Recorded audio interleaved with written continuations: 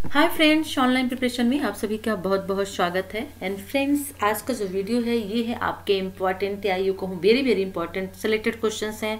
आपकी डिमांड थी कि जो इम्पोर्टेंट क्वेश्चंस हैं वो बताए जाएं। तो चलिए 508 का जो है हमने मॉर्निंग में इम्पोर्टेंट क्वेश्चंस एक ही वीडियो में दे दिया है।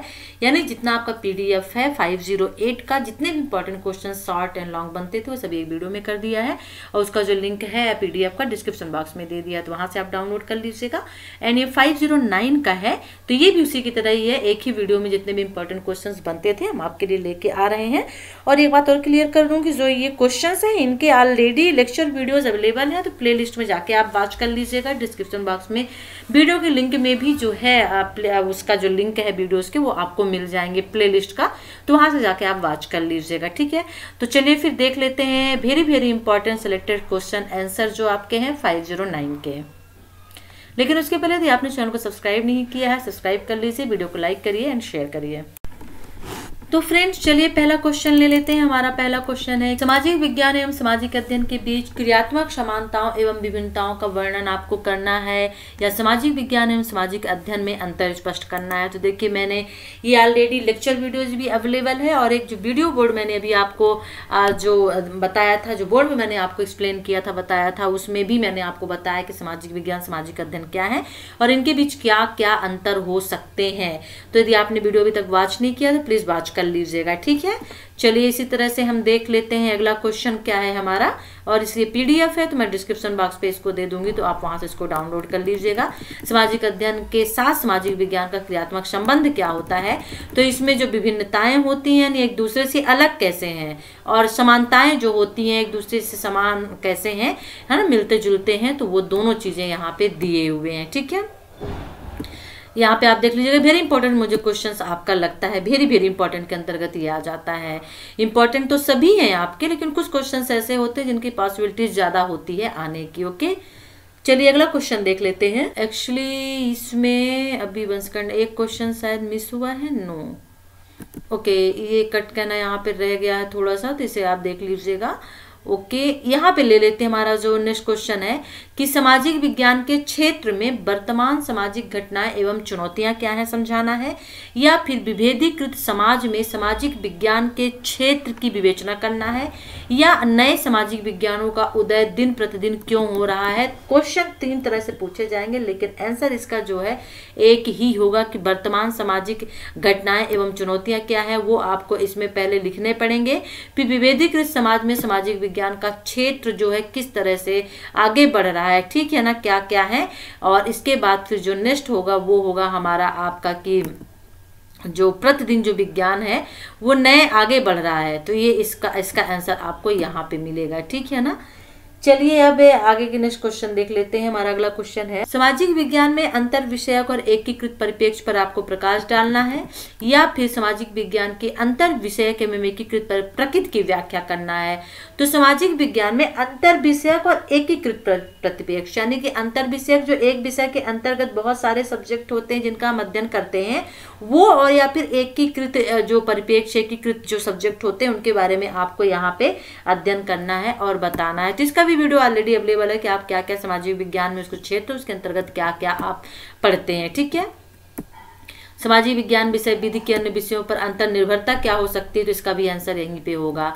ठीक है, अब यहाँ पे देख लेते हैं। अब हम यूनिट 2 पे आ जाते हैं। अभी यूनिट 1 चल रही थी, यूनिट बाय यूनिट हम आपको क्वेश्चन बता रहे हैं। यूनिट 2 पे आ जाते हैं। विद्यारण्य पाठचर्या में सामाजिक विज्ञान, जिसमें पहला क्वेश्चन है कि सामाजिक विज्ञान पाठ्यक्रम को प्रभावित करने वाले औपनिवेशिक अवधि के अंतर्गत हुए विभिन्न विकासों की व्याख्या करना है। यानी सामाजिक विज्ञान पाठ्यक्रम की का विकास किस तरह से हुआ है औपनिवेशिक के अंतर्गत, तो ये आपको बताना है, या फिर स्टार्टिंग से किस तरह से इसका विकास हुआ है। क्वेश्चन कुछ भी पूछे गए यदि विकास की बात आती है तो आपको यही इसमें लिख देना है। ठीक है ना, सामाजिक विज्ञान का विकास किस तरह से हुआ है उससे आप क्या समझते हैं। यदि अवधारणा आता है और आपको अवधारणा कॉन्सेप्ट नहीं पता तो आप इसको उसमें भी लिख सकते हैं। ठीक है ना, इसी तरह से हमारा जो अगला क्वेश्चन है वो हम अगला क्वेश्चन देख लेते हैं। हमारा नेक्स्ट क्वेश्चन है, अगला क्वेश्चन है कि राष्ट्रीय स्तरीय सामाजिक विज्ञान पाठचर्या में वर्तमान विचारधारा और व्यवहार का वर्णन कीजिए, ठीक है। या फिर भारत में सामाजिक विज्ञान पाठ्यक्रम द्वारा किन मूल्यों के बीजारोपण का प्रयास किया जाना चाहिए। सामाजिक विज्ञान पाठ्यक्रम में किन मूल्यों का बीजारोपण, किन मूल्यों को पढ़ाया जाना आवश्यक है। तो क्वेश्चन 2 बन रहे हैं, लेकिन आंसर जो है दोनों का एक ही होगा जो आपके सामने है, ठीक है ना। चलिए अब हम नेक्स्ट क्वेश्चन इसमें से लेते हैं, क्योंकि आप सामाजिक विज्ञान जो ये पढ़ रही हैं आप उच्च प्राथमिक स्तर पर पढ़ रहे हैं, ठीक है ना। अवधारणा निर्माण योजना क्या है, उदाहरण देकर समझाइए। अवधारणा निर्माण योजना क्या है, तो प्राथमिक स्तर पर इतिहास के 2 अध्यायों की अवधारणा निर्माण योजना बताना है। प्राथमिक स्तर पर इतिहास के 2 अध्यायों की अवधारणा निर्माण योजना आपको बताना है। तो अवधारणा निर्माण योजना क्या है, तो यह एक प्रकार का रेखा चित्र संगठक होता है जिसका प्रयोग विद्यार्थियों को किसी विषय के प्रस्तुतिकरण व्यवस्था करने में मदद करता है, ठीक है। चलिए अब आगे देख लेते हैं इसमें मेन क्या अनुमति देता है अवधारणा निर्माण, ठीक है। और प्राथमिक स्तर पर इतिहास के 2 अध्यायों की अवधारणा निर्माण योजना किस तरह से, एक ये क्वेश्चन आपका बन सकता है, अलग से क्वेश्चन ये बन सकता है कि प्राथमिक स्तर पर इतिहास के 2 अध्यायों की अवधारणा निर्माण योजना बनाइए आप, क्योंकि योजना बनाना आप में 100% एक क्वेश्चन आता ही है। तो फिर आपको ये बनाना होगा कि कक्षा जो 7 है इसकी समाज विज्ञान पाठ्यक्रम, ये प्राथमिक स्तर पर नहीं उच्च प्राथमिक स्तर है, ठीक है ना। तो यहाँ पे जो उल्लेख है उच्च प्राथमिक स्तर पर आप सामाजिक विज्ञान पढ़ रहे हैं, तो उच्च प्राथमिक स्तर पर इतिहास के 2 अध्यायों की अवधारणा निर्माण योजना बनाना है या फिर निर्माण योजना बनाइए। तो देखिए यहाँ पे क्लास 7 का दिया है कि समाज विज्ञान पाठ्यक्रम के इतिहास की पुस्तक से एक उदाहरण ले लीजिए। 1857 के पश्चात जन विद्रोह के क्या क्या कारण थे, और इसके बाद इसको यहाँ पे जो जो कारण थे उनको, यहाँ पे बहुत सारे कारण है लेकिन 6-7 कारण भी यदि आप इसमें से सेलेक्ट कर लेते हैं और उनको लिख देंगे तो आप आराम से आपका जो योजना है वो कंप्लीट हो जाएगा, ठीक है। भूगोल से आप क्या समझते हैं और भूगोल के अध्ययन के कारणों की व्याख्या कीजिए। या फिर पृथ्वी की सतह पर भूगोल के भौतिक एवं सांस्कृतिक पर्यावरण उत्पन्न विविधताएं बताइए। या फिर भूगोल के अंतर्गत अपने आसपास हुए बदलावों को बताइए। या भूगोल की विषय वस्तु अथवा अन्य सामाजिक विज्ञानों से भिन्न है, जो भूगोल की विषय वस्तु है अन्य सामाजिक विज्ञानों से भिन्न है, कैसे आपको ये स्पष्ट करना है। तो देखिए यहाँ पे आंसर दिया है। पहला है कुछ भूगोल की विशेषताओं में कुछ निश्चित लक्षण बताए गए हैं और भूगोल के चिंतन पर एक लिखिए। यानी कि जो क्वेश्चन है, बहुत सारे क्वेश्चन इसमें दिए गए हैं, तो क्वेश्चन कुछ भी हो इसमें आंसर आपका एक ही होगा। तो भूगोल का चिंतन क्या होता है, सबसे पहले आपको ये लिखना होगा, ठीक है ना। किस तरह से भूगोल की उत्पत्ति हुई है, ठीक है ना। फिर जो एनसीईआरटी की बुक है उसके लिए क्या चीजें इसमें दी गई हैं भूगोल की अवधारणा के लिए स्पष्ट करने के लिए, बस उनको आपको लिख देना। मुझे लगता है कि हाँ, ये वीडियोस का लेक्चर वीडियोस अवेलेबल है, तो प्लीज इसे आप वॉच कर लीजिएगा, ठीक है ना। जनरली सभी के लेक्चर वीडियोस अवेलेबल हैं। उच्च प्राथमिक स्तर पर भूगोल शिक्षण के मूलाधार उद्देश्य बताना, यानी उच्च प्राथमिक स्तर पर भूगोल शिक्षण के उद्देश्य क्या है आपको बताना है। अब फिर यहाँ पे देख लेते हैं। या फिर राष्ट्रीय पाठचर्या ढांचा 2005 है उसके अनुसार भूगोल शिक्षण की विषय वस्तु की रूपरेखा बनाना है। यानी कि उच्च प्राथमिक स्तर पर भूगोल शिक्षण के मूलाधार या उनके उद्देश्य बताइए।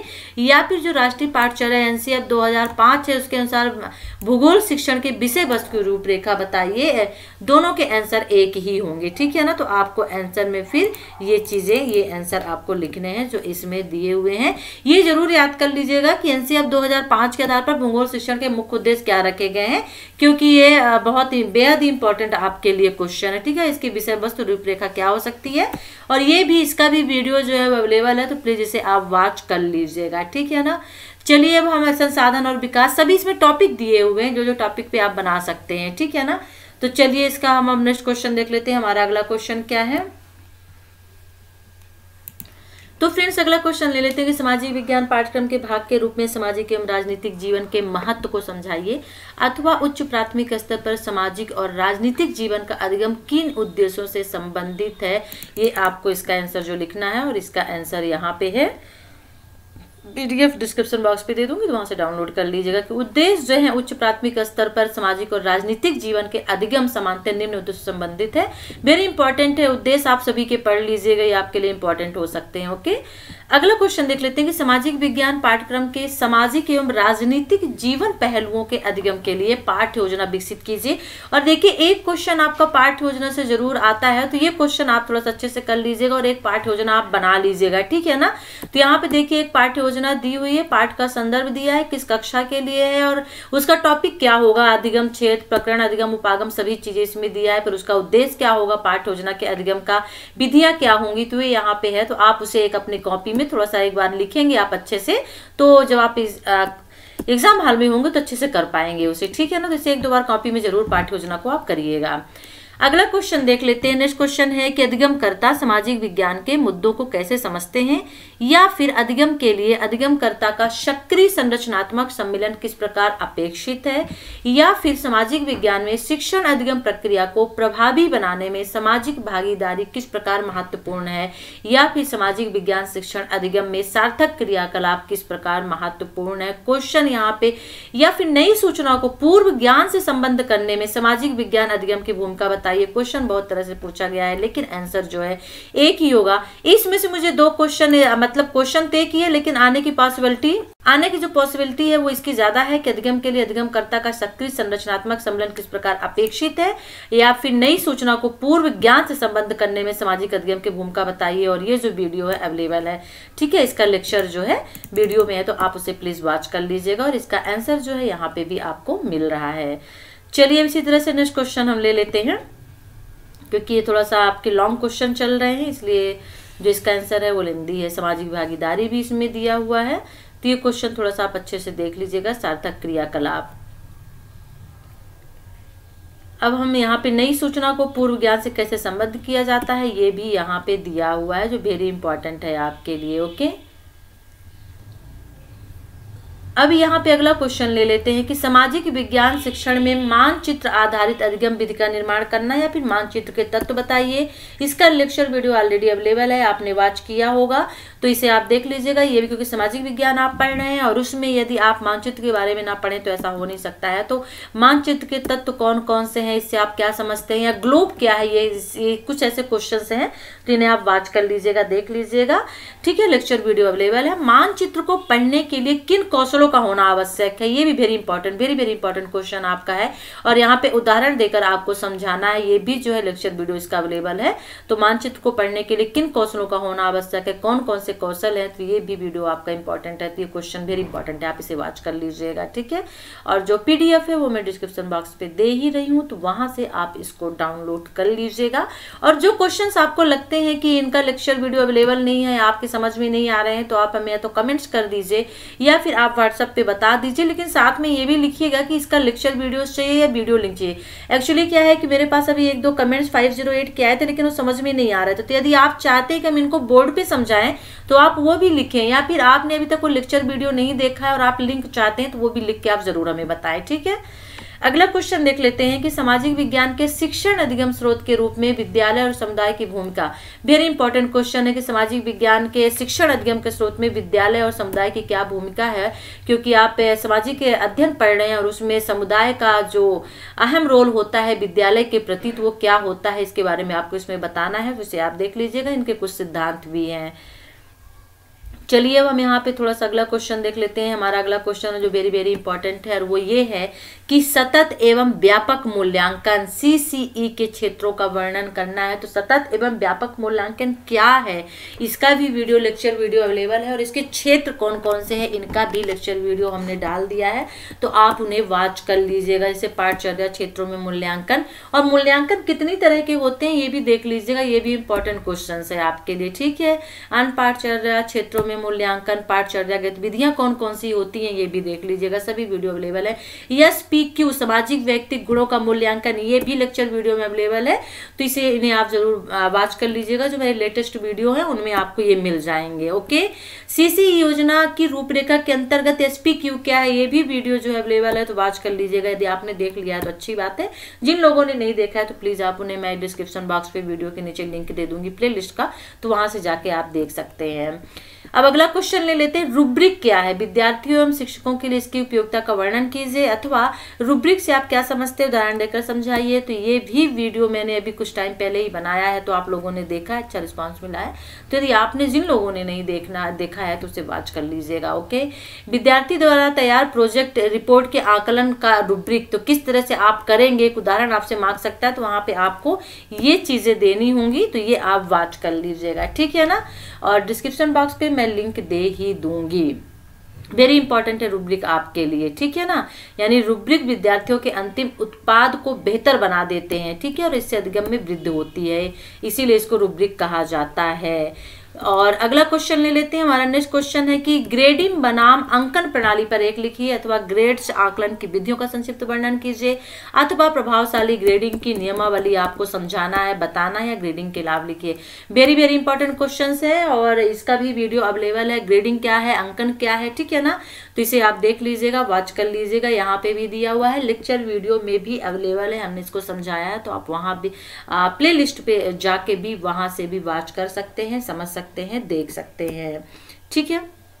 तो ये आपके आज के 509 के वेरी वेरी इंपॉर्टेंट प्रभावशाली ग्रेडिंग के नियमावली क्या क्या होती है, तो इनको थोड़ा अलग से पढ़ लीजिएगा, क्वेश्चन अलग अलग करके भी पूछ सकता है। तो ये थे आपके आज के 509 के वेरी वेरी इंपॉर्टेंट सेलेक्टेड जो क्वेश्चन आंसर है, उनका PDF है, जो एक ही वीडियो में हमने कर दिया है। तो प्लीज आप इन्हें वॉच कर लीजिएगा, डिस्क्रिप्शन बॉक्स पे मैं लिंक दे दूंगी, वहां से आप इसको डाउनलोड कर लीजिएगा। अदर जो वीडियोज हमारे डले हुए हैं 509 के, तो उसका भी मैं लिंक दे दूंगी प्ले लिस्ट का, तो वहां से आप उसे वॉच कर लीजिएगा, देख लीजिएगा। और वीडियो कैसा लगा जरूर बताइएगा, वीडियो को लाइक करिए, शेयर करिए, और अच्छा लगे तो कमेंट्स करिए। चैनल को सब्सक्राइब नहीं किया है, सब्सक्राइब कर लीजिए। आपकी डिमांड है कि 510 यानी 510 का भी इसी तरह से वीडियो लेके आऊं, तो जरूर मैं आपको इवनिंग या कल तक में मैं वो भी वीडियो अवेलेबल करवा दूंगी। चलिए फिर नेक्स्ट वीडियो न्यू इन्फॉर्मेशन के साथ हम आपसे फिर मिलते हैं, तब तक के लिए टेक केयर, बाय।